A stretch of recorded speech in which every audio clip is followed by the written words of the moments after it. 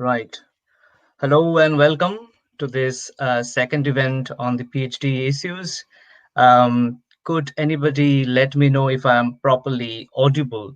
Could you write on the chat box if you can hear me so that I could sort of move on with the introduction part?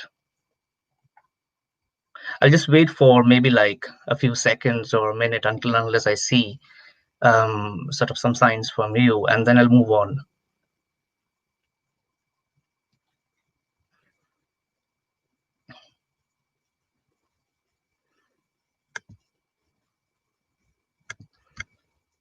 Yes, so I've already seen a few yeses. So I'll just move on now.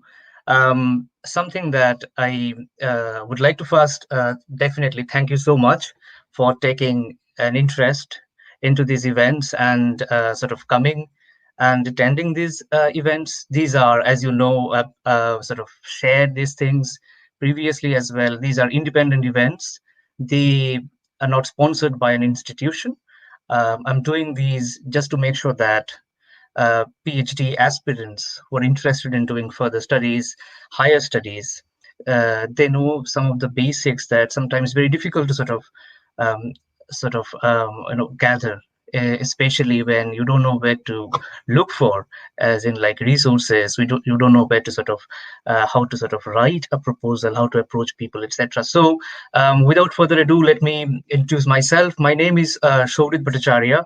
I am a lecturer in English literature at the University of Glasgow, and these events are sort of five planned events I have sort of designed between July and September, because it's the summer here.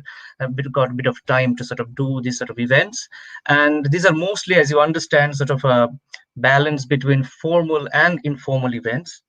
And because, as I said in the previous event, which was on applying for a PhD in English literature in the UK, and this is also there on the YouTube channel, on my YouTube channel, which is holding this event today. So because these are things that sort of people write to me, students and sort of junior colleagues write to me about, so I thought it's a good idea to just hold an event like that, and so people can watch, sort of see, and also sort of get some guidance over how to write PhD proposals. So just a couple of housekeeping before I start sharing a few slides with you. So first of all, because I do not have a team, I'm just like doing it myself. So I can't actually see what's going on in the chat box. That will take away a lot of my focus or attention. So what you do is you type your questions. If you have a questions, you're all sort of very welcome to type your questions, to field your queries.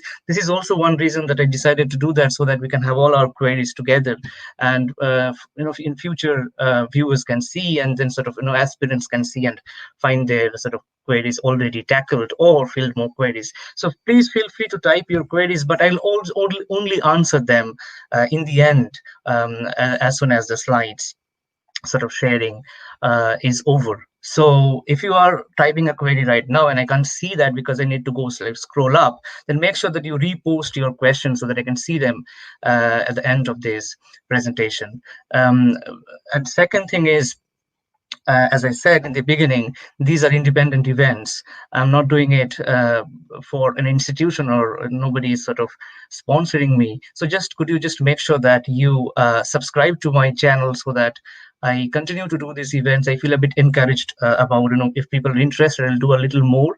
And feel free to write in the comment boxes on what other kind of topics you're interested in. So if I get some time, not this summer, maybe like in the future, maybe like in the early next year, then I could also do some of these events quickly.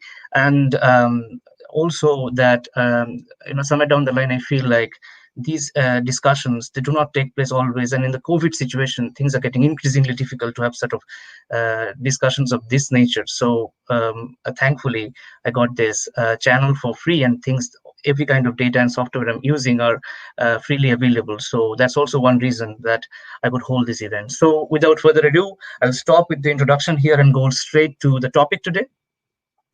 So today's topic is writing a research proposal for PhD in English Literature and Arts and Humanities. I am a lecturer in English literature, so my sort of examples will come mostly from literature and history, but I kept it arts and humanities precisely because the nature of writing doesn't change, the nature of the proposal doesn't change radically, and people in the sort of social sciences might also get a little bit of sort of similar kind of structures when they write proposals. So I'm just like kept it a little bit arts and humanities. So what I'll do is I'll share the screen right now, and there will be like about 9 to 10 slides. I won't take more than half an hour, I guess, or a little more than that, and then I'll just keep another 20 to 25 minutes or even a little more than that for questions and answers.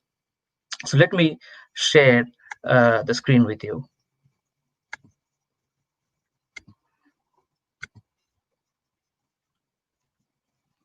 Right. So can anybody just let me know by typing on the chat box if you can see the screen, the slide that's writing a research proposal for PhD in English literature, the slide. So I'll just stop share for the time being, get your cue, and then come back and share, because while I'm looking at these slides, I can't see you or the window at all.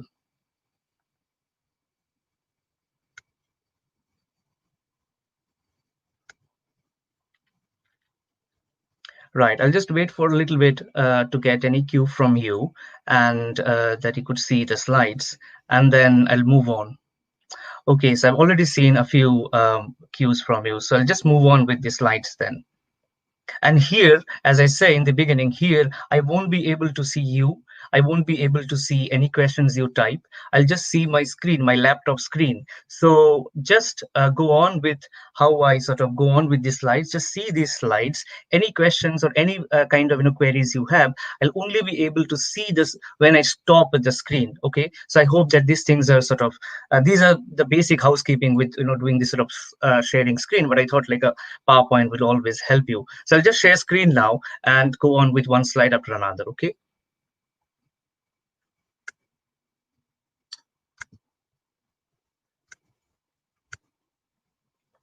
Right, so I've shared my screen, and this is writing a research proposal for PhD in English literature / arts and humanities. So I'll go with the first one, that is the main components. So these are the things that I'm going to be talking about today, and these are the things that need to be, I believe, that should be included in a research proposal. So title and abstract, context, existing work, research questions, objectives, methodology, scope, institution, supervisor, thesis planning and funding, bibliography, and further guidance. So I'll go one by one. You can see there are like 8 topics here. So I'll go one by one and sort of move on with title and abstract. So you can see in the title part of the title, of course, the title part, I've seen title, abstract, colon, the what part. Throughout these slides, I'll tell you like this sort of what, which, why, the WH parts. I did this because I think that it sometimes helps students, candidates to remember that most of these questions are like some of the basic questions we deal with, the WH questions. So the what part, then why part, when part will come in this way in the subtitles. So title and abstract. Now, title is a very important part of a thesis, of a research proposal. Now, before I go to the title, let me just make sure that I'm talking about research proposal. Okay, there are things such as SOP, that is statement of purpose, then sort of personal statement. Now, SOP is something which North American universities use, and they also use personal statements as well. Statement of purpose means you're writing why are you doing this research? What is it that is interesting about this particular topic? And then there is this sort of, sort of this personal statement. What is it that you can bring to the topic? It's about you. And why are you interested in this topic? I'm not dealing with SOP and personal statement in this particular sort of presentation. I'm talking about research proposal, something that universities in the UK, Europe, Australia, Singapore, etc., they sort of require, and something that I'm also familiar with myself. but there are slight changes, slight differences between research proposals and SOPs, not very different from each other. It's just the way you write. So just look like my presentations are going to be on sort of keeping in mind the research proposal agenda. Okay, so title and abstract. A title is key, as I said. Make it short, clear, and concise. Your title should have the keywords of your research. Now, why are titles very key? Because you see, like I've given you a few examples about how titles of research have changed over time. Okay, so I've seen titles such as Life and Mind of John Keats. Like John Keats is a famous romantic English romantic poet. So this is something that I've seen, like books when I was doing my undergrad studies. There were books called Life and Mind of John. Now this kind of a title is slightly, sort of, people would say, outdated. That means you need a lot of authority to talk about Life and Mind of John. Doesn't mean that these titles still don't we don't come across these titles. Of course, somebody who has been working on Keats for a long period of time, and especially those people only write these kind of books, Life and Mind of John Keats. But what happens is, over a period of time, you can see some of the titles that I've given. Over a period of time, studies have become more narrow and specific, as professionalization in literary research has sort of begun in the maybe like in the 20th century, maybe like in the second half of the 21st of the 20th century. Things have become more narrow, more specific, more methodological, let's say. So you can see, like, a formalist study of Keats's poetry would be a thesis at some point, and then a structuralist reading of Keats's Ode to the Nightingale. See, now here you can see I've seen a thesis called Structuralist Reading of Keats's Ode to the Nightingale. Now here is a particular poem, one poem, and somebody is writing 100,000 words just based on one poem, because they have decided to go on with a structuralist reading, which will require maybe like a lot of other readings as well. But the focus is Ode to a Nightingale. You see how sort of John Keats's sort of the authority of John Keats has come down to sort of one poem could itself entail a whole thesis. And more recently, with more theoretical and sort of methodological sort of platforms being around, more recently I can see works such as Ecology, Animals, and the Poetic Mind, a zoological study of Keats. So you see, like, how things have moved on. Now, if somebody writes a title as such as Ecology, Animals, and Poetic Mind, you understand that it's going to be an eco-critical, zoological, new kinds of research that have come up in the eco-critical sort of sphere. This kind of a study will be very specific. They're not going to be talking about the gender aspect here broadly, or the race aspect here broadly. It's going to be pretty much on ecology, nature, animals, and the non-human, etc. So this is something that's going to be key. So make it very make sure that you write a title which has most of the keywords and is also informed by current trends of writing, current trends of research. Not that a title such as Life and Mind of John Keats will not be interesting. It's just that it might come across as something more ambitious about life and mind, rather than sort of ecology, animals, which are more narrow and specific. And that is something that is needed for PhD study. Okay, so the next part is abstract and thesis statement. Make sure that you have in gist, in a sentence or two, an understanding of the thesis. It doesn't need to be into the proposal, but write it elsewhere. And it will come much later, I know, but you need to have in one, two, or three sentences an understanding of what your thesis is going to be. So my thesis is going to talk about the way John Keats's poetry, John Keats has, or the poet has used nature, ecology, or the relationship between nature and non-human animals in his sort of poetry. So this is kind of a gist of what you are going to be dealing with. Now we move on to context and existing work. It's like this is, as I said, I'll continue to do these things with the WH question. It's the why part, right? Why have you decided to sort of choose a topic that you have chosen? So this is your introductory paragraph. Okay, make sure that you tell us here why you are interested in this study, why it merits sustained kind of research. No, it's not about writing a term paper, right, and then forgetting about it. It's like 3 or 4 years of sort of work, And whatever you propose in the beginning, I'm sure in the next 2 or 3 years, things are going to change. Though the topic might not change entirely, like the area of study might not change entirely, but the topic might change. And that's a good sign that you are working hard and you're finding out that, okay, whatever I proposed in the beginning isn't holding out very strongly right now. Right, so this is fine. I mean, changing a topic, as in, like, finding out newer means of newer ways of engaging with a particular area of absolutely all right. Just make sure that it doesn't change so radically that you can't hold them any longer. Because you have been trying to build interest in a particular area for some time. So this is going to be your introductory paragraph, telling us, like, what is it that you are interested in this particular topic about, and then situate your topic historically.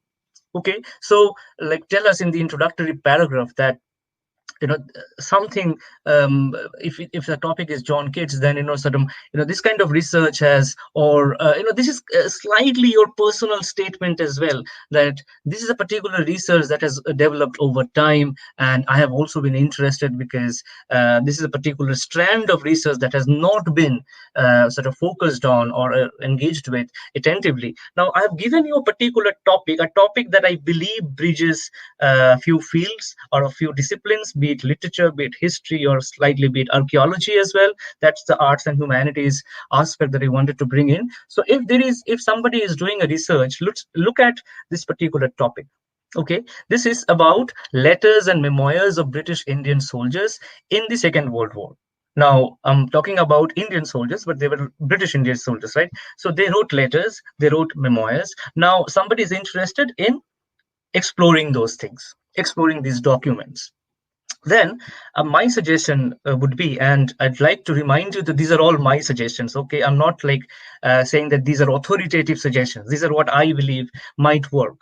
So my suggestion is, start with what role letters and memoirs play in history writing.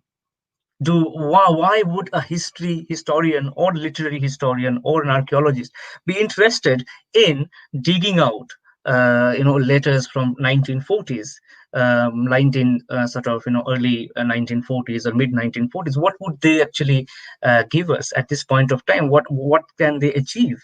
What we can gain from these documents of soldiers? What is it that is important, that is something that we can learn from?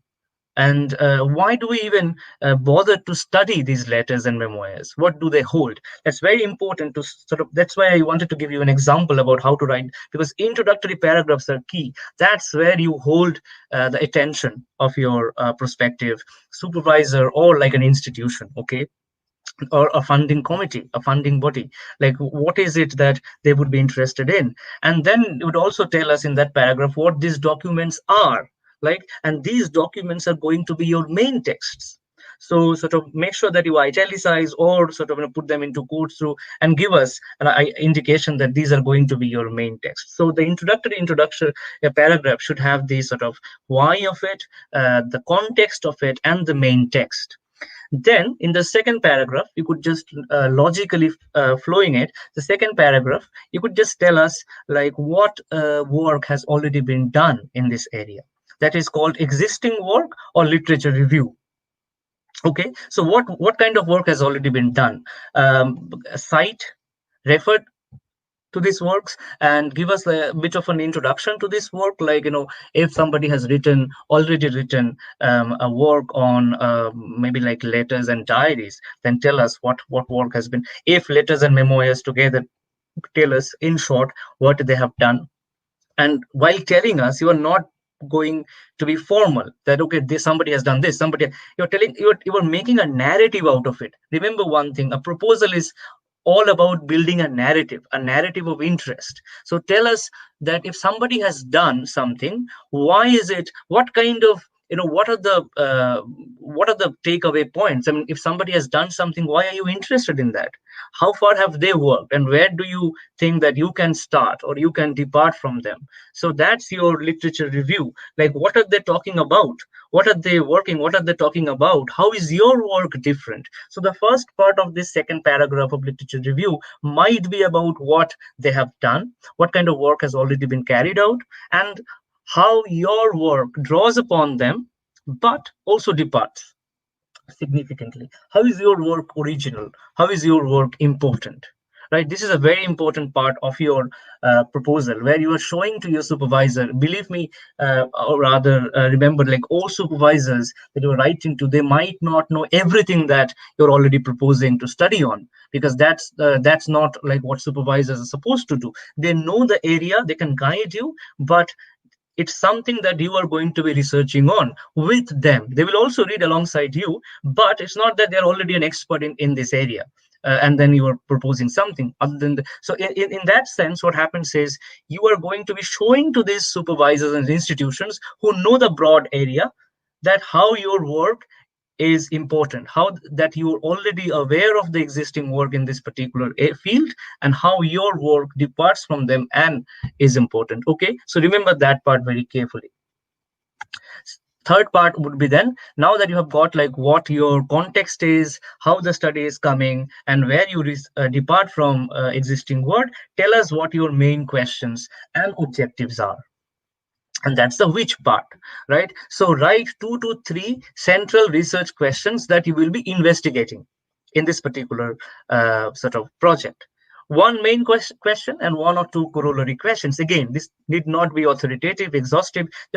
Just to give you an example, these are all like to give you examples. Okay, so one question could be, and I'm not sure like if this question has been asked, etc. It just occurred to me, it could be a question like that. That one central question could be from the topic letters and memoirs, could be, what do we understand from these letters and memoirs about the everyday life of Indian soldiers, as well as their experiences of racism, alienation, and trauma during the Second World War? So it could be itself a broad question, like what these letters and memoirs tell us about the soldiers' everyday life. What are they seeing? What are they writing about? These letters will tell you intimate details about what they're going through right now, right? And these memoirs and letters will also talk about their experiences of not only suffering during the war or from the war, or like what's going on, like some kind of brotherhood, sort of pain, experiences of alienation, and also this sort of social discrimination. So this might also be there in the letters. I'm just expecting that some of these letters, a topic like that might also lead to some of these questions as well. So this is your main question. These are all exemplary. Okay, these are not like sort of questions to, I don't even know whether this particular question or this particular topic should hold. It's just like give you an example. Then corollary questions could be, how were the letters composed and sent? Who received them? Did those who received them, did they write back? And now, if they wrote back, how were those letters received? By received, I mean how they reacted, how the soldiers reacted to these letters. All these things should be available, I believe, if you're reading a lot of letters written by soldiers, and how they're sort of also responding to letters written by their families.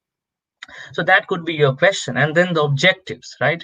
Now, if these are the questions that you will be sort of responding to, you will be investigating. So what is the aim? Why are you even sort of responding to these things? How are you going to be responding to these questions? So what are the aims and objectives of this thesis? So let me once again give you a few examples. Like, this is something to give you a structure, an understanding of how things are. Like, so what will this research aim to do? It will explore letters and memoirs composed during the Second World War, closely read them, and explore life and living during the Second World War, examine issues of racism and social discrimination during a crisis period, dot, dot, dot, dot, dot. So it goes on like, 5 to 6 aims, key aims and objectives. And these aims and objectives are very important, as important as the question. The question should be able to give the reader a clear understanding of the originality and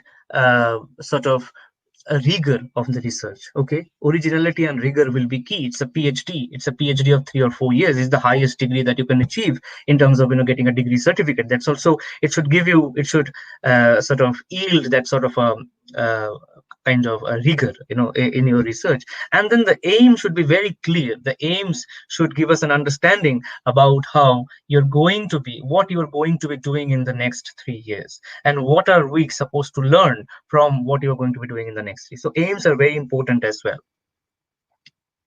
Then after this is done, then you'll have to tell us how, now that you have got a context, you have set like, sort of a research, your how your research is important, what are the questions you're going to be dealing with. Then the simple question that will arise, that how are you going to carry out this research, the how part, methodology.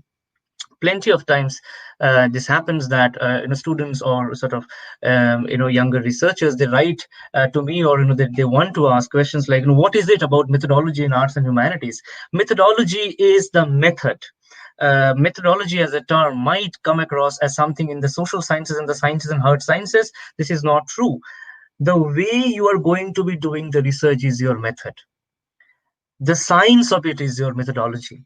Okay, so a topic like that, letters and memoirs of British Indian soldiers in the Second World War, what method to you would be good, possible, viable, and plausible to conduct this study?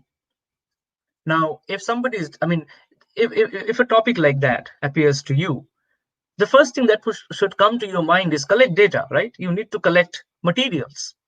And where do you get these materials? Letters and memoirs of British Indian soldiers are not something that your father or your parents or your sort of brothers, etc., they have gifted you or brought and set in your sort of bookshelves. So you have to find out. These are also not things that are being sold in the, let's say, book markets, online book markets, etc. So you have to know where exactly these things are kept, preserved. So more often than not, these will be in the libraries or archives or repositories in India, if it is a British Indian soldier topic, India, the UK, a few universities I know of Germany who hold excellent archive on South Asian studies, and then the US, and then plenty of other sort of countries and their repositories. I didn't mention. I just wanted to give you an example. Like, so this is going to be a more of an international research, right? And it is entirely dependent on how far you can go, how far do you have finances to sort of achieve, or sort of gather those data. You could just do it along in just Indian libraries and repositories, right? So just it's up to you, but it is a good idea to give us an indication that these are the areas where, by us I mean, like, supervisors everywhere. It's not only in the UK that I'm located right now, but in India or else wherever you are applying to, mostly give us an introduction, like an indication that this is sort of spread, this is strewn everywhere. So but due to sort of research, but I'll be mostly looking at this particular 3 or 4 libraries in India, or maybe like in the UK, etc. Also, there might be, for a topic like that, there might be a question of personal collections. Sort of soldiers and their families have been keeping these letters for years, for generations, for centuries. So this is something that's also something that you need to think about. So think about, if you are attending to a topic, what is the way to sort of gather data. And the more challenging a topic is, the more challenging, of course, to gather data. So, but at the same time, the more challenging a topic is, it often is much more, I would rather say, much more not beneficial necessarily. It's useful to go for a challenging topic, because then your funding body or your research supervisor or your institution can see that you are ready to go for some topics like that. But then, of course, know your limits and know that what you are proposing, right? How far you can go for that. So one method is definitely, for a topic like this, is archival.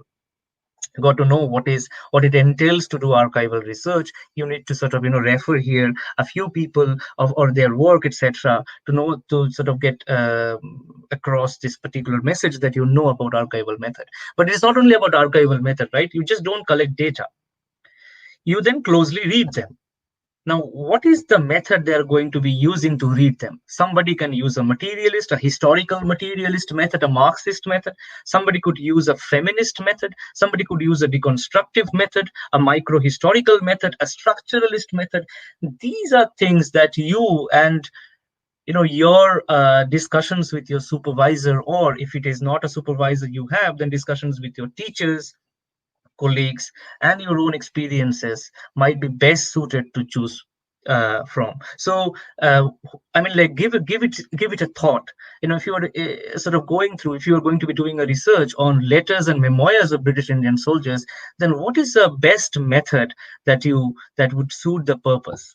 Okay, so if it is like reading letters from a feminist lens, how soldiers wrote and what they wrote about their families, and what kind of word choice they used to talk about particular concept of gender and gender equity. So it could be any kind of. Okay, so if you're looking at from a feminist lens, see how the focus has changed from, let's say, uh, deconstructive, where you were using how those letters were composed. These are very close, of course, in materialist, feminist, deconstructive, micro, in every sense of the term, you have to close read them. Now, it all depends on what you are going to achieve through this particular research. What is your agenda with this research is something very important where you choose your method, okay, materialist or feminist, whatever method. But whatever method you choose, finally, you have to also add an exegetical part, which means exegesis means sort of a clear, critical, analytical interpretation.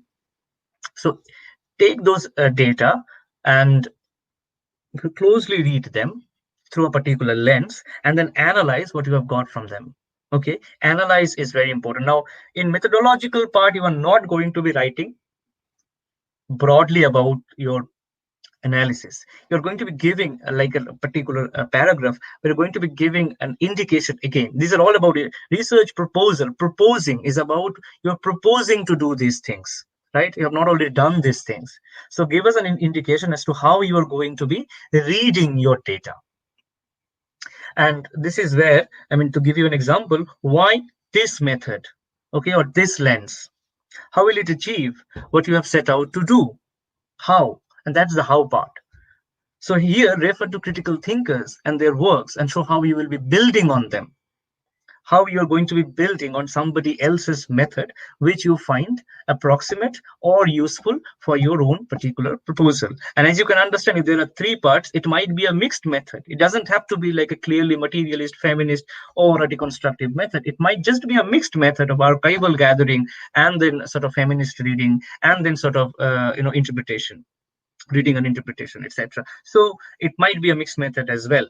So don't have to be like, make it let's say pure one particular, there is no particular one method that is pure and sort of separate from other methods. These are also intersectionally linked. So now what happens is, after you build on this method, give us a few examples of who else have been working in these areas, and you also show how your, as I said about the existing work and literature review, your takeaways or your departures, how you're going to be building this. Not necessarily your departures, of course, but how, if this is your basis, think of it in a more architectural sense. If it is like, if you have got this thesis, this proposal, and these are the components. Now I've given you, you've chosen a particular base, okay, and now this is going to be not only your base but also your window about how you see the world outside. Now you're bringing this particular topic.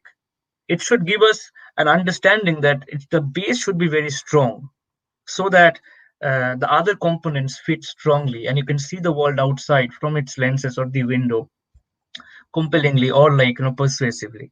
Okay, so it's very important. So I'll just move on to the next section, and this is about scope or institution and supervisor fit.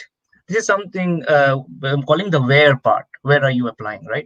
The where part. And this is as much a key point as anything else. If you are applying to, so if you are saying after all this work, like, context, text, then building like your literature review, showing your departure, your originality, then your methodology, research questions.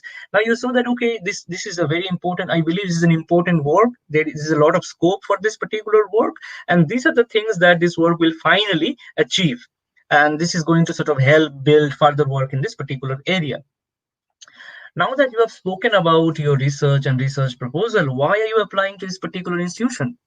Now, not everywhere. So, for instance, if you're applying to, let's say, in India, and any university in India, it's a good idea, or any university in, let's say, Germany or the UK, it's a good idea to tell in the research proposal, if that particular university or institution have any library, archive, or repository that will help you with the project. So that's where the fit comes in, that people have already seen that whoever is reading it has already seen that you have done your research and you've already found out that there is a library, and this is a library that holds most of the data. Okay, that's very important. Second is, if you've done a bit of, so do a bit of research about your institution, your preferred institution, your prospective supervisor. Do a bit of research about these things, like the institution, its libraries, repositories. So does it have existing research networks, centers, communities, or clusters that will be useful to you? So this is also going to be important, like you know about this university and its existing research networks already, and that gives you a lot more edge against your peers who are not writing about these things, right? A lot more edge that this person already knows, this candidate already knows about my university and my existing sort of research networks. He or she, or they will know like how to sort of, use that thing, and they already are committed to it. So this is something that helps a lot with the supervisor institution, and also especially with funding bodies.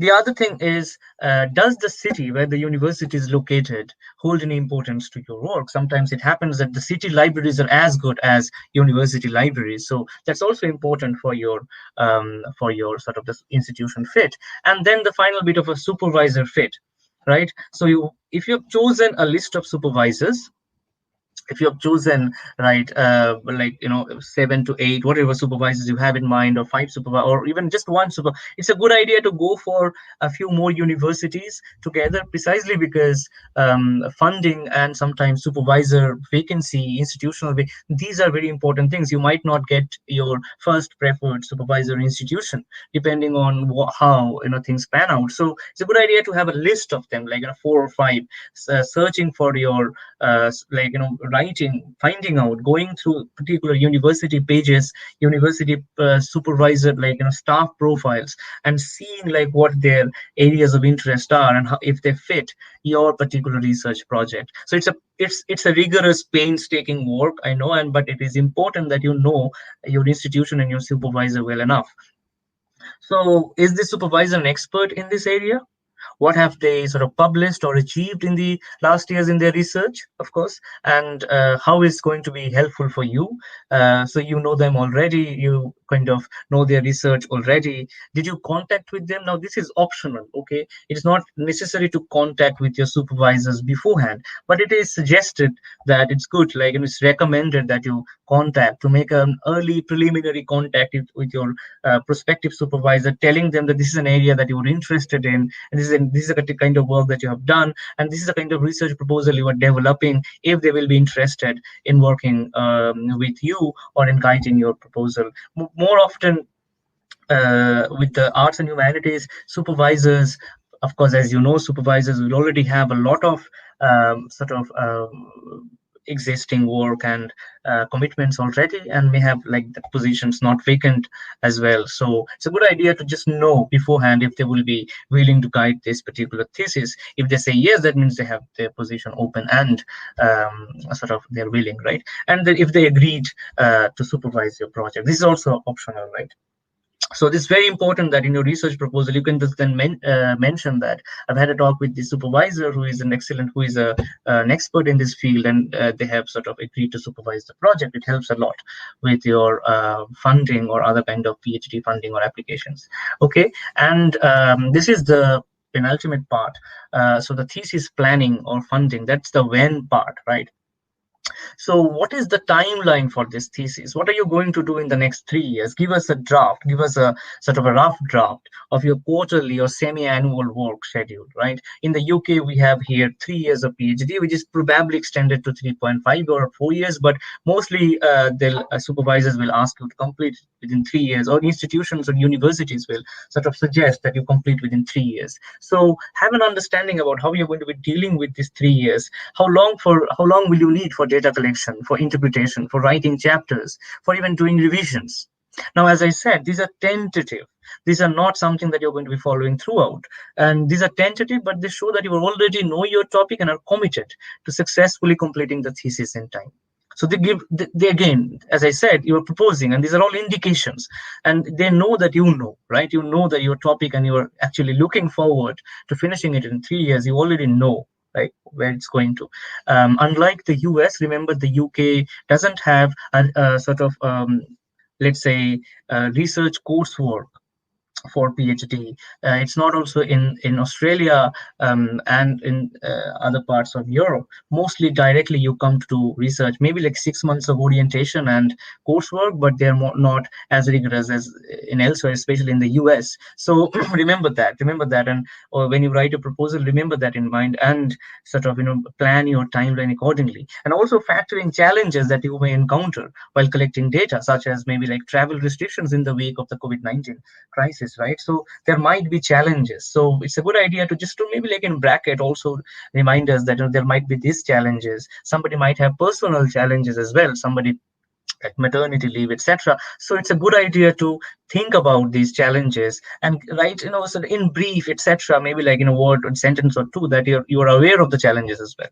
And finally, about funding, it is not absolutely necessary in your research proposal to talk about funding, but it's a good idea. As I said, it's a good idea. It indicates that you already know about how you're going to be funding your research. So how you're going to fund your research. Have you already secured funding? Have you got funding from your own country?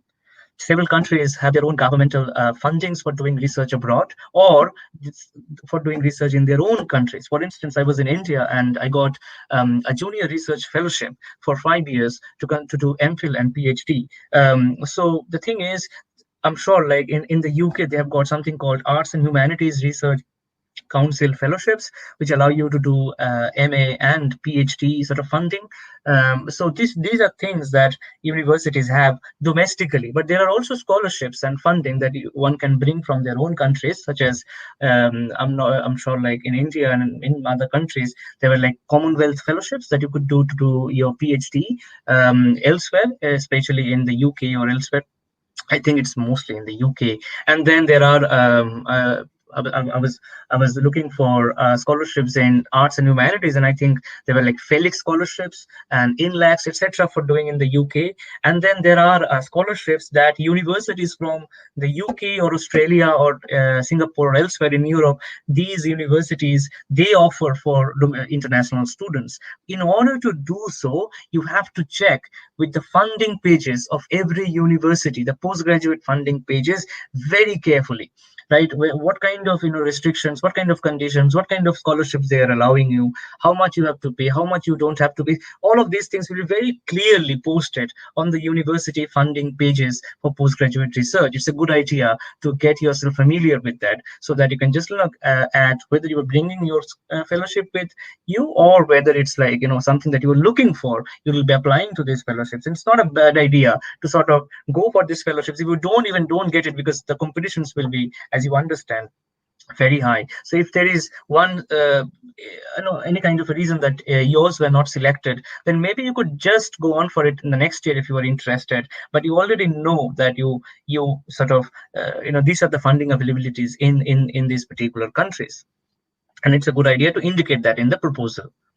And then finally, when the proposal is sort of when things are done, give us a bibliography and careful about format. So bibliography will supply a list of references in the end. Of course, one full page, that is A4 size, standard margins, one full page is good. Divide into primary and secondary texts. So mention key secondary texts. Primary texts, of course, you're going to be mentioning, right? 4, 5, 6, 7, whatever. Key secondary texts, definitely include those cited in your proposal, so that if I'm reading the proposal, I know that there's something somebody has been cited, and I check with the bibliography. Okay, this is the work, and this is the sort of thinker or writer you're citing, right? And also, it's very important to use a uniform style for your citations. So either use MLA, Chicago, APA, MHRA, whatever you are using is all right. It's just that make sure that you are just using any one of these. Okay, not like writing citations, in-text citations in MLA and then giving full text citations in the bibliography in Chicago. That is not nice. That is not good. I mean, like, people will know, because you are writing to people who are writing these things as publications and research proposals. So they will know that it's not that it is hugely sort of consequential, but it's a good idea to have a uniform style for your citations.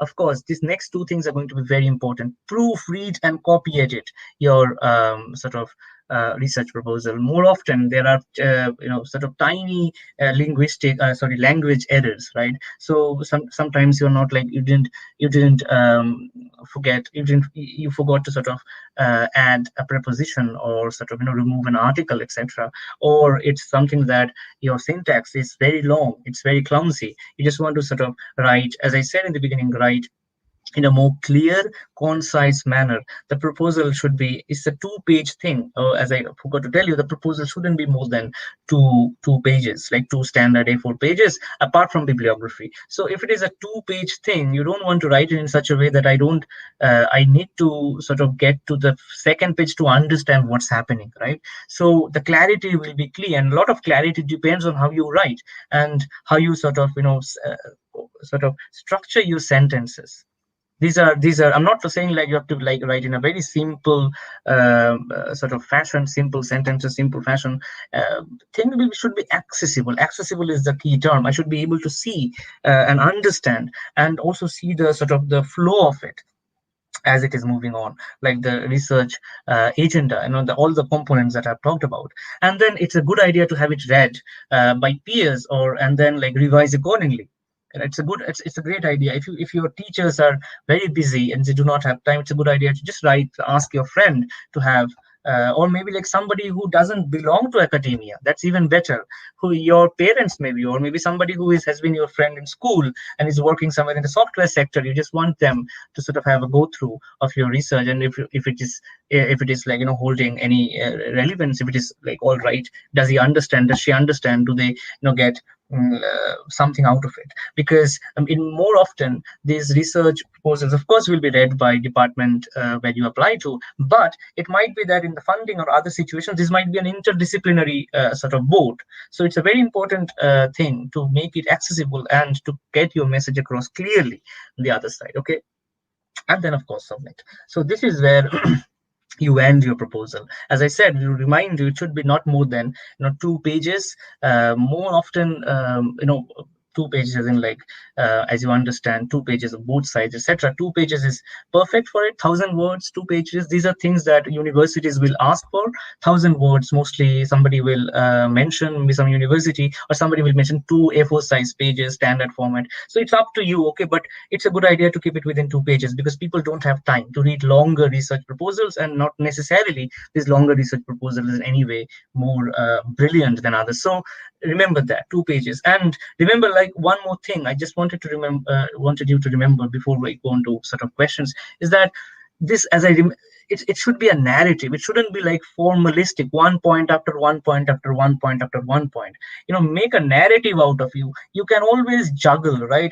Which part to come first, which part to come second, it's up to you. But it should make sure that it shows very clearly what your agenda of research is in this particular uh, proposal and for your project, and what and how far are you ready for this particular topic in terms of your existing work readings, in terms of your literature review, your methodological sort of compatibility. How far are you ready?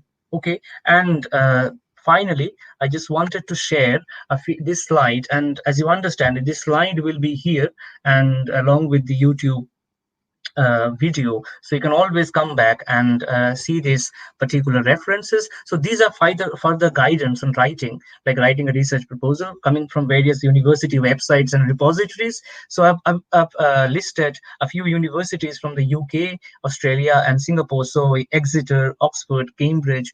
I think Cambridge also has a few examples of research proposals for MPhil, MA, and PhD, mostly MPhil and PhD. I think it's in English literature, if I'm not wrong. So that you could just have a quick check, and you could, if you're following from another discipline, you could have an understanding how things are, panning out in English literature research proposals. Then Oxford is in continuing education, so not something that is in further education, in lifelong education. So education department, something that is related, not necessarily with literature, etc. So then Sydney has a long way. Sydney, I think, has a fantastic sort of page with very detailed analysis of every part. Then Edinburgh also has a PDF file that you can download and keep it for some time, keep it for yourself, and then sort of design and build on them. National University of Singapore also has a long list, sort of a broad, like a research PhD document. And then I've added another one that a friend of mine kindly mentioned. So this is very useful, a PhD research proposal repository. And this is where there are about, I think, 30, 20 or 30 research proposals already there. This is an open Google Drive folder. Anybody can access this particular folder. And there are research proposals for MA, MPhil, PhD, and proposals which got successful but not funded, proposals which got funded and successful, proposals which were not successful. So you can have an understanding about which things worked and which things did not. So I'm very thankful to this friend for mentioning this particular repository. So this is where I'd like to end and take any questions that you may have.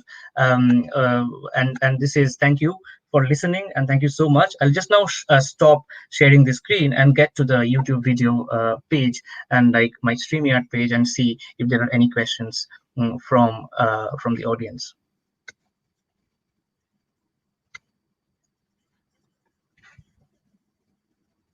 Right. So I'm back now. And I can see that there are a few questions already. So I'll just make sure that I'm not missing any questions. I'll just scroll up and down, and if there is any question regarding any particular topic or any areas, just feel free to fill your questions. Meanwhile, what I'll do is I'll just do a quick scanning and field any question that is already there on the chat box. I can see 2 or 3 already. Right.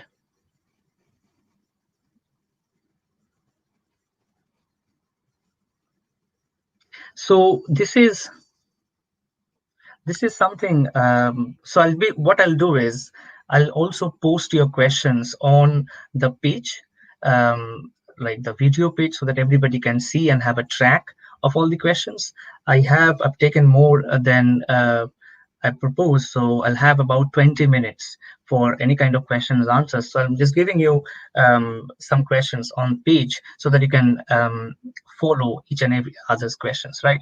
So Hariom Singh writes, what are the important points one should keep in mind for preparing a research paper? So this is precisely what I think the question was asked slightly. Yeah, it was 1 p.m. So this is precisely what I wanted to show in this particular sort of presentation, the slides and the presentation. I'm sure like you've already got your response, your answer here. So I'm not going to be like sort of responding to it now and then. Right. So Maitri Pati writes, sir, in this proposal, can we make paraphrases and write? First of all, make sure that, I mean, when you say paraphrases, are you meaning to say sort of summarization or something like that? If I get your question correctly, then, or are you meaning like paragraph and then certain phrases? I'm not too sure, but if I get your question correctly, you can always elucidate, boil down, summarize, and write. That's not a problem. Okay. You can elucidate complicated research terms. And as I said, boil them down or tone them down or elucidate and tell us what they mean. And do not throw in terms, jargons, keywords which are not explained. Each and every new thing you are adding to this particular proposal, if it is a keyword, it is your job, your responsibility as a candidate to explain those terms. Okay, so if you're saying you're going to be doing a materialist study or a feminist study, even if it is feminist study as a term which has been used widely, remember to explain what you mean by feminist study and what particular strand of feminist study you will be engaging with. Okay, so what people forget while writing a PhD proposal is that certain terms they take for granted. As a supervisor, as a prospective supervisor, or somebody who is reading your proposal, supervisors feel that certain terms, which are key terms, have been taken for granted. And the way that this person has taken the term for granted shows that they are not ready for in-depth critical research. They're doing assumptions.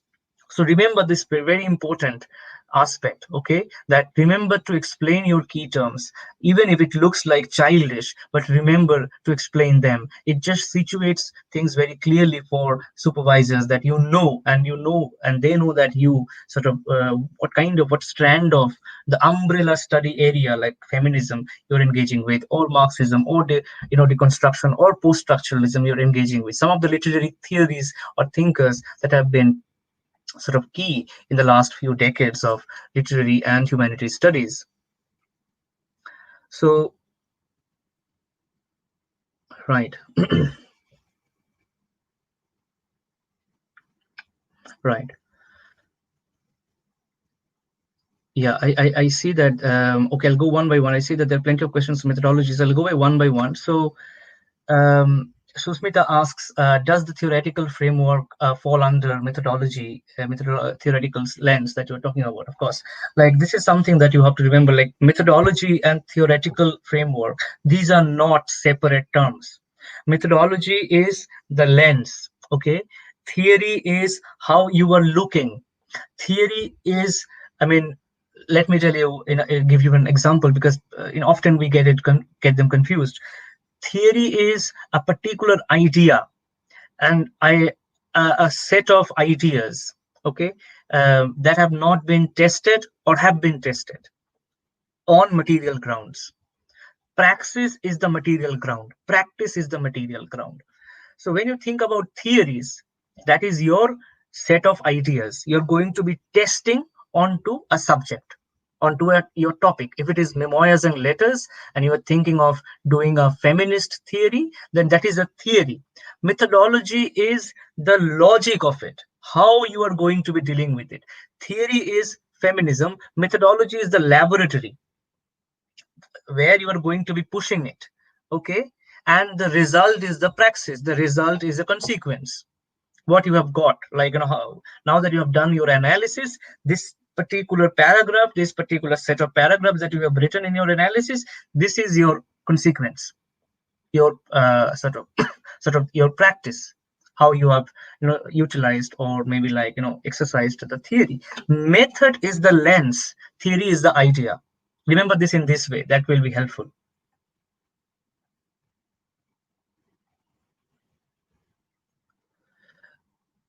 Yeah, just to, because this is a general question, so I'll just remind you that I'll share all these PDFs and sort of files, etc. Once this presentation is over with this YouTube video, so you can always access them. This is a Vendrila's YouTube video on SOP. SOP is something that is not widely different, as I said in the beginning, from research proposal. It is how you write, how you sort of design the entire proposal. SOP, as you understand, statement, right, of purpose. Statement of purpose will include the context of your research. They will include existing work. They'll include methodology. They'll include research questions, and they'll include scope, objectives. So all of these things are there in a statement of purpose, but you might have to tweak it a little, tweak it according to the requirements of a university. So it's a good idea. I mean, SOPs are mostly in North American universities. I could always share a few of these examples, in the commentary box, etc., on the sort of details description box of my video. But it's a good idea to just check with universities in North America, if you are interested in applying to universities in North America, about what there will always be examples, plenty of examples, PDF files about how to write SOPs. So you can just tally them together and see how these two things are working. But for me, my understanding is that it's not radically different. Of course, it's not even very different from how you have written your research proposal. So Raja Datta asks how to build on others' work in the methodology part. Now, this is very important, as as a PhD aspirant. I'm not only saying a PhD aspirant, but also as a PhD candidate. Plenty of times, I mean, like, and often people ask me how to build on others' work. Now, how to build on others' work is a very important component of doing PhD. Not only the research proposal, but also doing PhD. So let's say, as I said, letters and memoirs during the Second World War, right? Now you have to find out, first of all, in the literature review, who have worked on these areas and what kind of work have they done in these areas. Once you are done, this is the data collecting part, okay? Not only data collection as in like primary texts, but also secondary texts, who have worked, the secondary ones. Now, once you have got a good amount of data, that is your secondary references about what kind of work has been done, now you know already what could have been done but yet hasn't been done, right? That's your departure, that's your intervention. Now what you are doing is, how do you get to that? You get to that through reading secondary texts and then reflecting on these secondary texts about what particular method should be most suitable for this particular topic.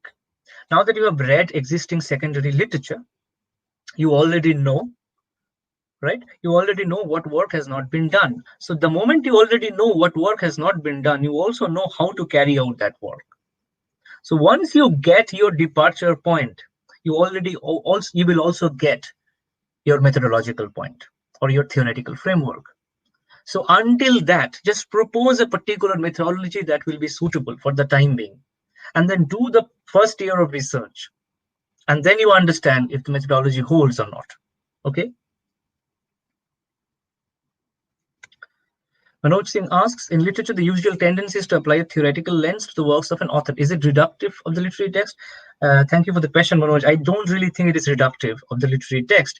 If you are applying a particular theoretical lens, let's say, as I said, feminism or deconstruction, to read a few poems. As I said, John Keats's Ode to a Nightingale could itself be a PhD thesis, right? And then it is not reductive at all, as long as you are holding the methodological or your theoretical part strong enough. You are not going astray. You are not bringing different methodological parts or ideas or sort of areas to analyze a particular topic which you proposed in the beginning that you would probably only engage with, maybe like sort of an autobiographical literary criticism, etc. But then you went on to do mostly deconstructive criticism, but you didn't mention it in the beginning. So that's where your research proposal and your PhD thesis become sort of, or maybe in the early part of your PhD thesis, in the later part of your PhD thesis, they don't hold. Remember that integrity of this particular, the way you carry out research will be key here. Vilanjana asks, can you please post the links to the full repository of the proposals? The last link specifically, I'll do that. As I mentioned, I'll do the links and post them in the description box once the presentations are over. This is a key question, I think. Is the research proposal like a term paper? It is not. Okay. A research proposal is something that you are proposing to do, right? Term papers, what I understand about them from Indian academia especially, or something that we call here assignments in the UK or elsewhere, they are mostly short 2 to 3,000 word sort of studies of certain topics, right? Now, in this study, you are actually like a term paper. Rather, a better example will be a term paper is a mini presentation or a mini work of a PhD or an MPhil thesis. Term paper has everything that a PhD or an MPhil thesis should have, right? An existing study, literature review, etc., methodology. But it is just 2,000 to 5,000 words, etc., or maybe like 8,000 words. But a PhD or an MPhil thesis will be, I'm not sure in India, MPhils will be there or not, but in the UK, the MPhils are like 15 to 20,000 words, and PhD, or even slightly longer, but PhD is mostly between 80,000 and 100,000 words. Okay, so think about how these things change.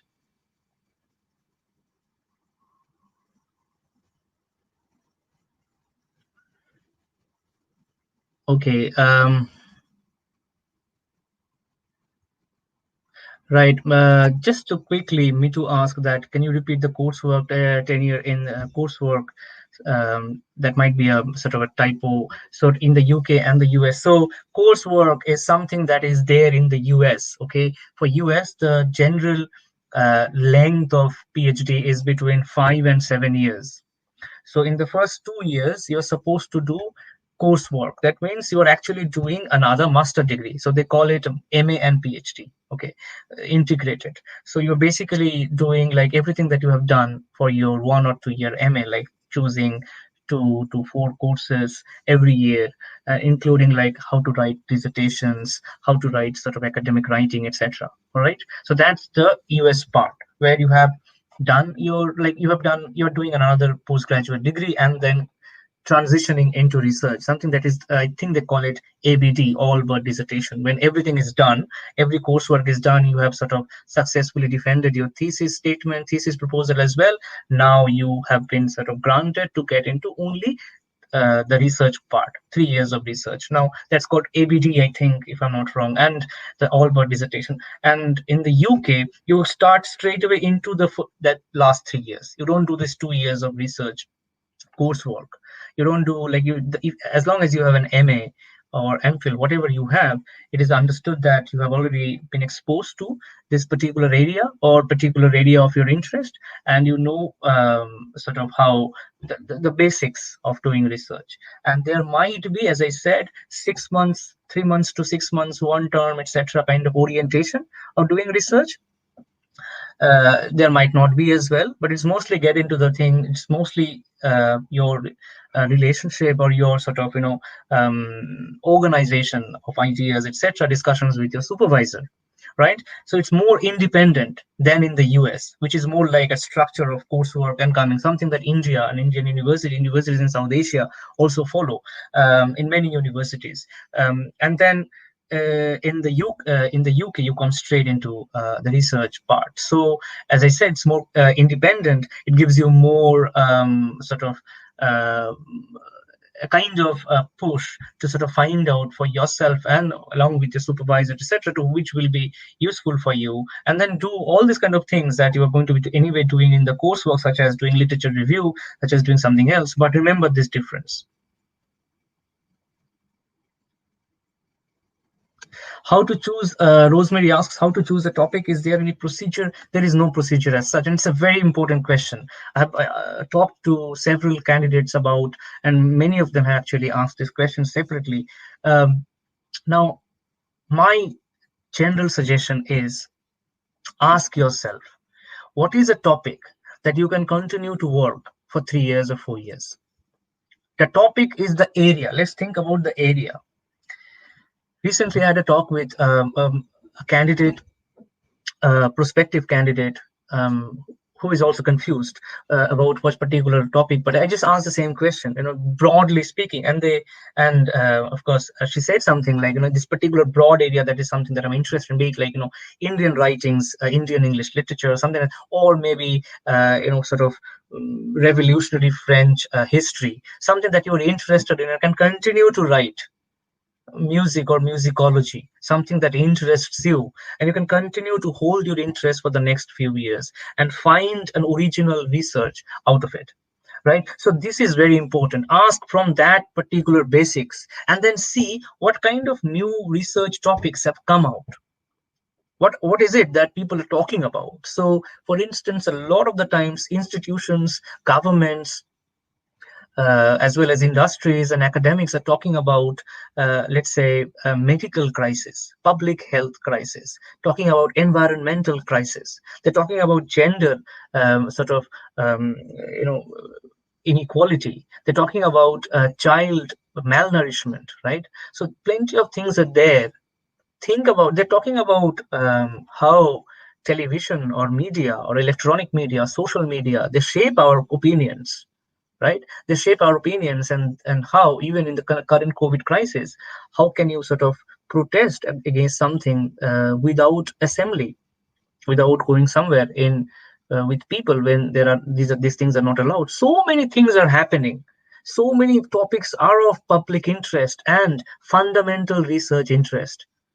Think about what topic. will suit you, is something that you're interested in. From there, start your choice, and then see what kind of new work has been already done in this area. Research, do the research online about kind of new works that have come in this area.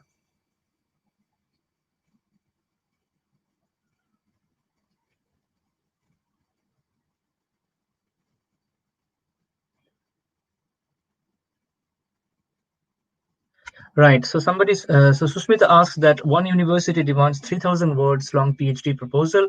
Then how can you sort of extend the proposal? Which part to focus more? If it is 3,000 worded proposal, just make sure that you just elaborate on this every component, each and every component. It's great if you're given 3,000 words, then you'd find out that in the methodology or the literature review part, you had to probably just cite certain names, cite certain authors and books and works, and then move on because you didn't have the word length limit. So you just have got them.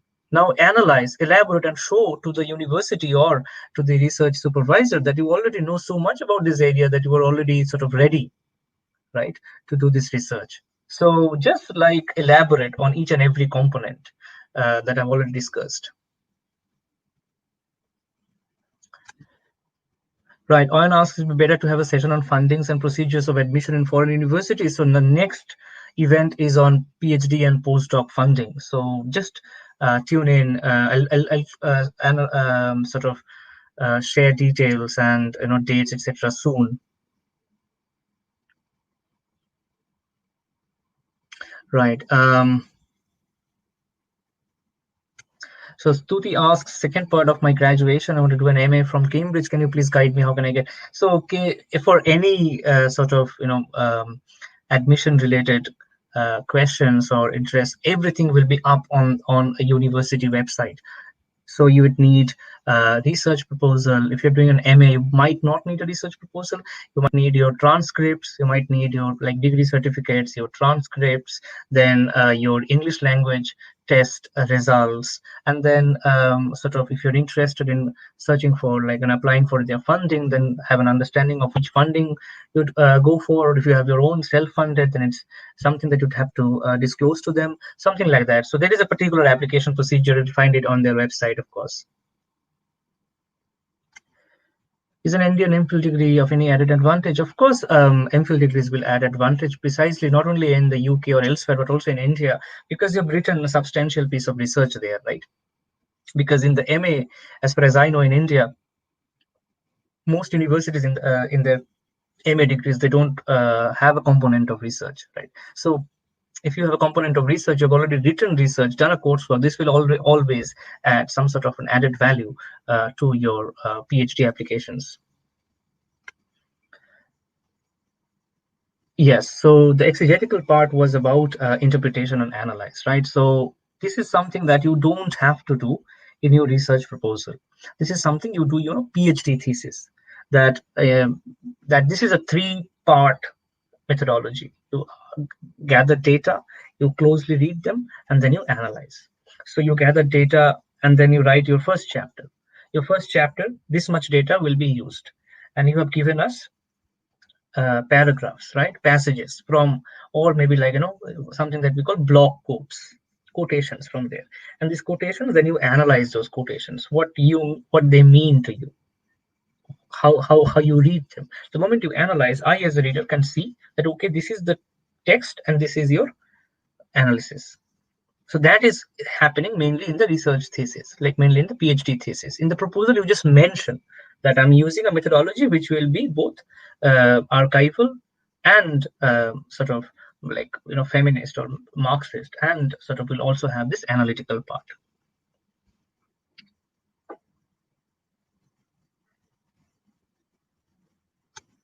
So Kapal asks, if my primary texts are Hindi and to do PhD in English subject from it, is it possible? Now, this is a very interesting question. Actually, if you're doing a PhD in literature, you can come from any discipline, okay?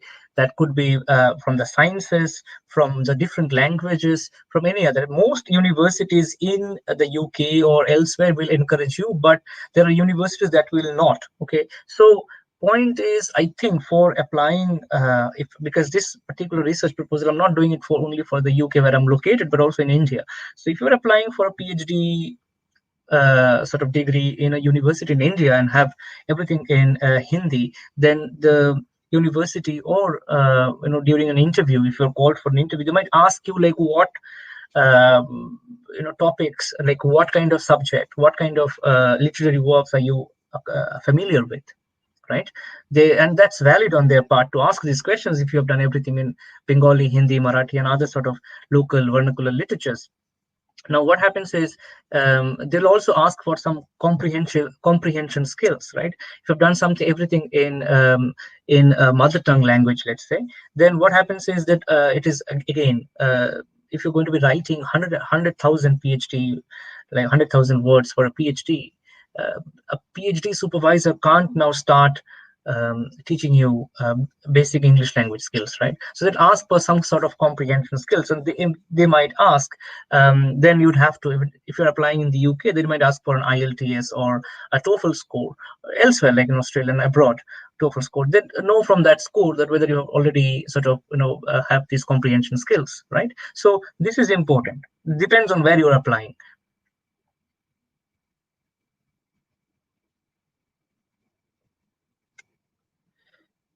Yes, please do, but just I'll answer in English, because as you understand, there are people from different parts of country or elsewhere. So please ask a question in Bengali, but I'll. So the question here on a screen is Banglaয় প্রশ্ন করতে পারি, which means can I ask a question in Bengali, but I'll answer in English. Okay. Okay. There are also plenty of questions I can see. Let me see how many I can tackle. I'm just like putting it on screen, how relevant cultural studies today in India. Just to give a quick answer that, um, I mean, cultural studies are always important in their own ways, because you are studying a culture, and a culture, despite you want or not, will stay. So these studies are also important, how people are actually um, exercising, observing certain cultures, or sort of day in and day out. So of course this is going to be relevant every time sort of you work on them or not. So Manjari asks, since the bibliography will be outside the word count of 1,000 words, won't that be a problem? That will not be a problem, because bibliographies are not something that people will anyway sort of count in the research proposal. It's not a research proposal. You cannot add a bibliography if you want. Okay, it's not absolutely important to add a bibliography. So this is mostly outside the remit of research proposal word length. Yes, this is something that I wanted to remind you, that if you have any other questions, just write them on the comment box. I check my comments, sort of these videos regularly on a weekly basis at least, and then I'll of course respond to your questions, any questions that you might have later on as well. Nikita asks, at what stage should we start contacting potential supervisors? Should we first prepare the entire proposal, or is it okay to contact them when the proposal is still in the works? I think, again, thank you. It's a good question, and it's a good idea to know beforehand. So maybe it's a good time to contact supervisors between maybe like August and September. Why I ask that, and it's not also a great time, okay, for two reasons. Most of the universities in the so if it is in India, okay, or South, any other country in South Asia, like where your terms begin, be it in July or August, whatever, and like where the PhD examinations will take place. Depending on where the PhD examinations or PhD admissions will take place, it's a good idea to contact your supervisors a month or 2 months beforehand, so that they know that you're interested and you've already designed a proposal. In the UK, in the US, or Australia or elsewhere, mostly terms begin between August and October. Okay, so if it is October, then PhD. If the terms are beginning in October, that doesn't mean that PhDs applications are in. They're open from October. Okay, the PhD admissions you get throughout. It's a rolling case. So if you apply in January, they'll probably offer you a PhD in April, but you can only join in the terms. So one term in the UK starts in late September, early October, depending on which university, but mostly late September, early October. That is called autumn term, and it depends. Some other university might call something different, but mostly depending on the season, autumn term, and then the one term that starts in January, mid-January, it's called spring term, right? These are the two main terms, and then there is a summer term, and mostly the examinations take place. So these are the two terms when you will be allowed entry anyway. So it doesn't matter when you apply. And the second thing is that if you're applying, then have this 1 or 2 months period in hand. And why I say between August and September, because these are the times when supervisors are relatively, like prospective supervisors, like staff, are relatively free. They're doing their mostly their own work. There is not enough university duties right now, and they're probably also why I said it's not great thing as well, because many of them can also be on leave, like holiday and other leave. So remember that.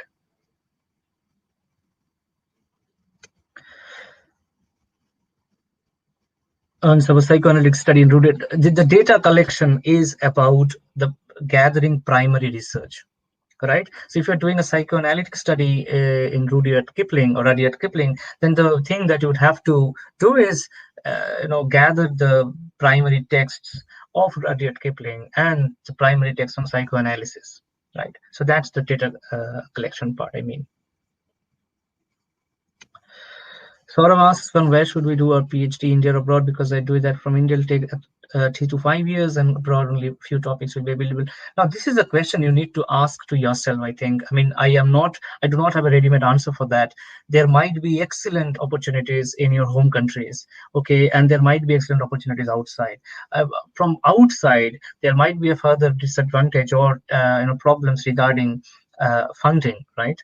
Not every university will allow you like if you are self-funding, then nothing better than that. And if you are like then you can start, then you can by nothing better than that, I meant you can start and you can choose a date. But of course, like, you need to think about how to sort of self-fund, right? Sometimes students do go for loans. You need to think about how to repay those loans, right? And these are, but you can get probably excellent supervisory sort of supervision or library and sort of archival support, right?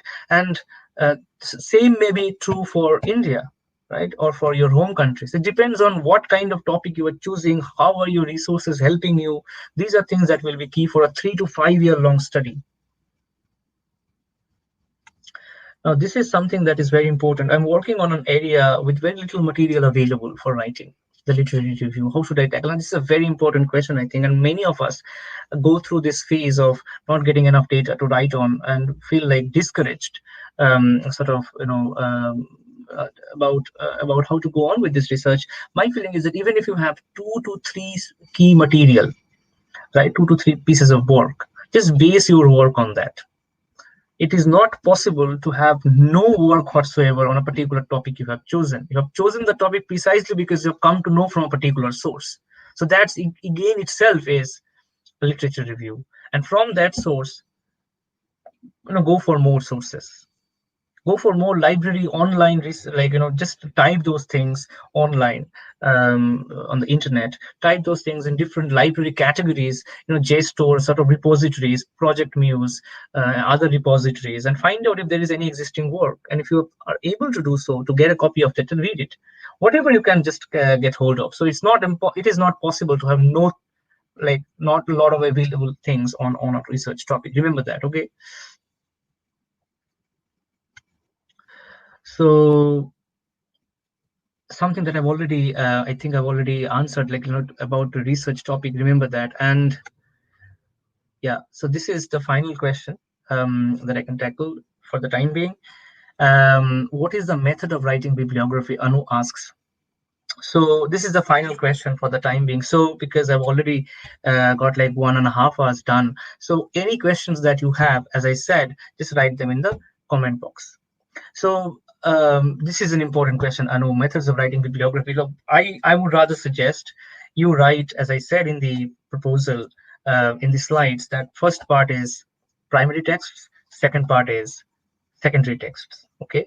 In the secondary texts, whatever you have already included in the proposal in the manner of citations, refer those things in full now, right, in the secondary texts, and maintain one consistent form or style of citation, be it MLA, be it sort of Chicago, be it MHRA, whatever it is, something. So where do you get these things? MLA. If you just type online MLA form of style of writing, there are plenty of repositories, online repositories, which will in short tell you about how to sort of format your work in the MLA 7 or 8 style. Okay, remember that. And there is of course the MLA style guide, 8th edition or 7th edition, that's also available. It's a full book, but there are also sites that talk about MLA style in 4 or 5 pages or a few sort of important points. Just have a go through of them, and I'm sure you will be able to sort of have an understanding of what's going on here in this particular, and how to sort of write your bibliography. There is no particular method, as I said. It's just like maybe it's a good idea to sort of divide it into 2 parts, primary and secondary, if it is possible. Okay, and then sort of maintain your list of resources, resources which are cited, resources which are not cited, but which are going to be key. It's an indication.